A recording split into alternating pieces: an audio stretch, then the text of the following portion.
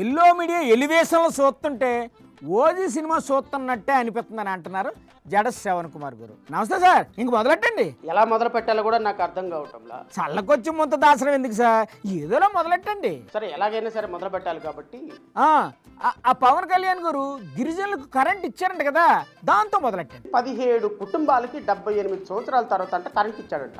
అది పవన్ కళ్యాణ్ గారు అనుకున్నారంటే చేసేస్తాడు అంతే. ఆ 17 కుటుంబాలకి కరెంట్ ఇచ్చినప్పుడు మహా టీవీ వంశీ గారి ఎలివేషన్ చూస్తుంటే బహుశా ఓజీ సినిమాలో కూడా ఆ ఎలివేషన్ ఆ స్థాయిలో గ్రాఫిక్స్ కూడా లేవేమో అనిపిస్తుంది సార్ నాకు. ఇప్పుడు రాజకీయాలకు సినిమాలకు తేడా ఏముంది సార్, రెండు కలిసిపోయాయి కదా. మీ మీడియా ఎలివేషన్స్ ఆపండి. ఎందుకు ఆపాలండి?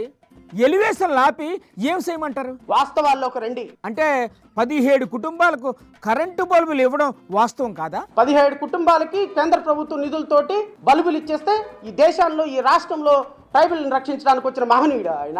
చంద్రబాబు నాయుడు గారు చేయలేని పని పవన్ కళ్యాణ్ గారు చేశారంటే గొప్ప కదా. వెనకాల నుంచి మళ్ళీ మహర్షి సాంగులు. మరి ఎల్లో మీడియా అంటే అలాగే ఉంటుంది సార్. పవన్ కళ్యాణ్ గారు ఆపమన్నా కూడా వాళ్ళు భజన ఆపరు.